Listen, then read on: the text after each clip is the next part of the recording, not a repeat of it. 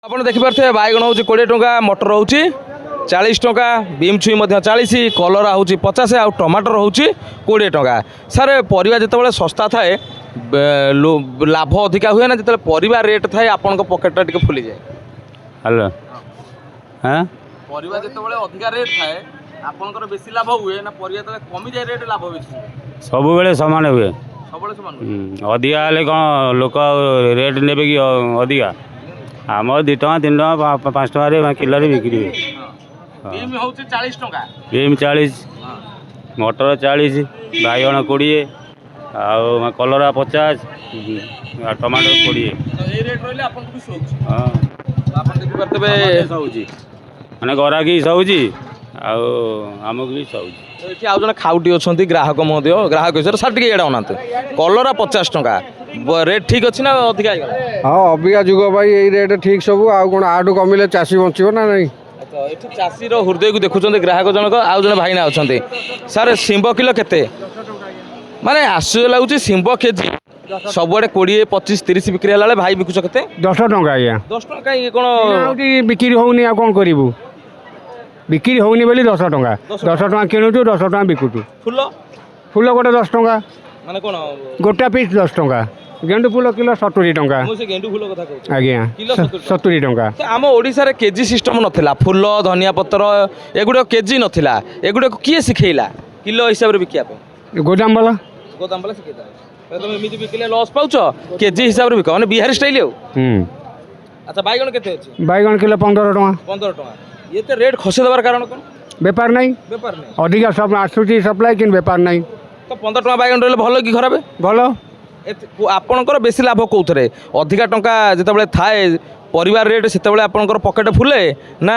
ସେତେବେଳେ ଆମର ପକେଟ ଫୁଲେ। ସତ ଅଧିକା ରେଟ୍ ଥିଲେ ଆମର ପଇସାଟା ଉଠେ। ଅଧିକ ପଇସାରେ ଉଠେ। ମାଲ ପ୍ରଡକ୍ସନଟା କମ୍ ଆସେ।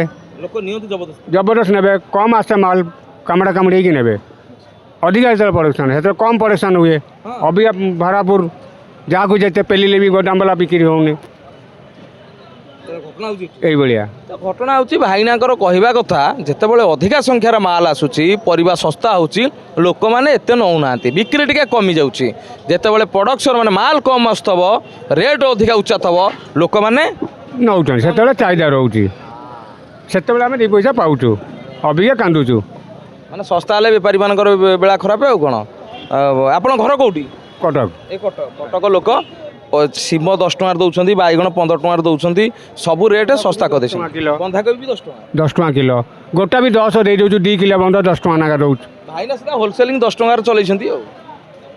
ଏଇ ତ ଆଉ କାହା ଉପରେ ଆପଣ ଦାୟୀ କାହାକୁ କରିବେ? ଆପଣଙ୍କ ପକେଟ ନ ଗରମ ହେବାର କାରଣ କ'ଣ? ପକେଟ ଗରମ ନ ହେବା କାରଣ ସପ୍ଲାଏ, ଆଉ କିଛି ନାହିଁ। ପ୍ରଡକ୍ସନଟା ଅଧିକା ହେଉଛି ଆମ ଓଡ଼ିଶାରେ। ପ୍ରଡକ୍ସନଟା ହେଉଛି। ବହୁତ ସୁନ୍ଦର କଥା, ବହୁତ ଧନ୍ୟବାଦ। ଆପଣଙ୍କର ଚାଲୁ। ଏଇଠି ଆଉ ଜଣେ ଭାଇନା ଅଛନ୍ତି ଗ୍ରାହକ ସେଠି ଆଇଲେ, କ'ଣ କହିବେ? ପରିବା ରେଟ୍ ଯଦି ଶସ୍ତା ହେବ ଭଲ ନା ଅଧିକା ଉଞ୍ଚା ରେଟ୍ ରହିଲେ ଭଲ? ଶସ୍ତା ହେଲେ ଭଲ ନା। ଆଉ କିଏ ବେପାରୀ ନା ଗ୍ରାହକ? ବେପାରୀ ବି ଗ୍ରାହକ ବି। ଆପଣ ବେପାର କରନ୍ତି। ଏଇ ଟିକେ ଭାଇନାଙ୍କ ସାଇଡ଼ରେ କଥା ହେବା। ଭାଇନା ଯେମିତି କହିଲେ ଯେତେବେଳେ ପରିବା ଶସ୍ତା ହେଉଛି ଏତେ ମାତ୍ରାରେ ପରିବା ଆସୁଛି ଲୋକମାନେ ଏତେ କିଣୁନାହାନ୍ତି। ସତ ଲୋକମାନେ କିଣୁନାହାନ୍ତି କାହିଁ? କିଣୁଛନ୍ତି, ଲୋକମାନେ କିଣୁଛନ୍ତି କିନ୍ତୁ ଯେଉଁ ଲାଭ କମିଯାଉଛି, ବେପାରୀଙ୍କର ଲାଭ କମିଯାଉଛି। ତ ଆପଣ ଜଣେ ବେପାରୀ ହିସାବରେ କ'ଣ କହିବେ? ଶସ୍ତା ରହିବା ଦରକାର ନା ଏମିତି ରେଟ୍ ହଉ? ନା ଶସ୍ତାର ନାଇଁ ମହଙ୍ଗା ହେଲେ ଭଲ। ମହଙ୍ଗା ହେଲେ ଭଲ, ମହଙ୍ଗା ହେଲେ ଗୋଟେ ବେପାରୀ ପାଇଁ ଭଲ କିନ୍ତୁ ଗ୍ରାହକ ପାଇଁ ଖରାପ। ଏଇଠି ଆଉ ଜଣେ ଭାଇ ଅଛନ୍ତି, ଭାଇ କ'ଣ କହିବେ?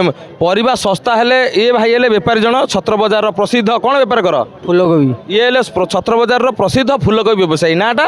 ବିକାଶ ନାୟକ। ବିକାଶ ବାବୁ। ଘର? ଶଙ୍କରପୁର। ଶଙ୍କରପୁର ଲୋକ। କ'ଣ କହିବ ଯେ ପରିବା ରେଟ୍ ଶସ୍ତା ହେଲେ ଭଲ ନା ରେଟ୍ ହେଲେ ଭଲ? ରେଟ୍ ହେଲେ ଭଲ। ଇଏ କି କଥା ମ? କାହିଁକି ନା ରେଟ୍ ହେଲେ ସମସ୍ତେ ଆସିବେ ଆଉ ବଜାରକୁ। ଶସ୍ତା ହେଲେ ଏ ଘର ପାଖରେ ଆଉଛି ଆଉ କିଏ ଯାଉଛି କହିକି ରହିଯିବେ, ଘର ପାଖରେ କିଣିଦେବେ ଆଉ ବଜାରକୁ କେହି ଆସିବେନି। ଯେତେବେଳେ ପରିବା ରେଟ୍ ଥାଏ ଆପଣଙ୍କର ଦୈନିକ ରୋଜଗାର କେତେ ହୋଇଯାଏ ସତ କହିବ? ସେତେବେଳେ ଯାହା ଧର 2 ଟଙ୍କା 3 ଟଙ୍କା ଲାଭରେ ବେପାର କରୁ। ଅବିକା କ'ଣ ହାତରୁ ଯାଉଛି। ଶସ୍ତା ହେଲେ ମାନେ ଯଦି 5 ଟଙ୍କା କିଣା ଦେବ 4 ଟଙ୍କା 3 ଟଙ୍କାରେ ବିକିବୁ, ଲାଭ କ'ଣ ହେଉଛି? ଆଜି ଗୋଟେ ଫୁଲକୋବି କିଣା ହେବ ଯଦି 20 ଟଙ୍କା ବିକ୍ରି ହେଉଛି 20 ଟଙ୍କା। ଦିନସାରା ଗଦ ଘଟଉନି କିଛି ମୂଲ୍ୟ ନଥାଏ। ଆଉ ଯେତେବେଳେ ରେଟ୍ ଥାଏ? ରେଟ୍ ରହିଲେ 20 ଟଙ୍କା କିଣିଲୁ 25, 22, 23ରେ ଆମେ ବିକିଲୁ। ବିକ୍ରି କରାଯାଏ 50 ଆସିବନି ଅବିକା ପରେ ଡବଲ ରେଟ୍ କିଏ କହୁଛି? ଡବଲ ରେଟ୍ କାହିଁ ହେବ? 2 ଟଙ୍କା 3 ଟଙ୍କା ବେପାର ଅବିକା। ହଁ ସେପଟେ ବଜାର ଥିଲା ଗୋଟାଏ ଫୁଲକୋବିରେ 10 ଟଙ୍କା ରହୁଥିଲା, 15 ଟଙ୍କା ରହୁଥିଲା, 5 ଟଙ୍କା ରହୁଥିଲା। ବେପାରୀ ଯେତେବେଳେ ଛତ୍ର ବଜାର ଏପଟକୁ ଉଠି ନଥିଲା ପୁରୁଣା ଯେଉଁ ଜାଗାରେ ଥିଲା ସେତେବେଳେ ବେଶୀ ଭଲ ରୋଜଗାର ହେଉଥିଲା ନା ଏଠି ବେଶୀ ଭଲ ରୋଜଗାର? ଆମେ ସେପଟେ ଯେଉଁ ବଇଥିଲୁ ଗୋଟାଏ ଗାଡ଼ିକା ଗାଡ଼ି ବିକି ଦେଉଥିଲୁ, ଏପଟେ 10ଟା ଆଣିଲେ ବି 5ଟା ବିକ୍ରି ହେଉନି। ମାନେ ସେପଟେ ବେଶୀ ବ୍ୟବସାୟୀ ଥିଲା ନା ଏପଟେ ବେଶୀ ବ୍ୟବସାୟୀ? ସେଇଟା ଲକ୍ଷ୍ମୀ ବଜାର ନା ଆଉ ଲକ୍ଷ୍ମୀ ମା ଥିଲେ। ଆଉ ସେଇଟା ଲକ୍ଷ୍ମୀ ବଜାର ଥିଲା, ଏଇଟା କ'ଣ ଲକ୍ଷ୍ମୀ ବଜାର? ଏଇଟା ଅଲଗଣା ବଜାର।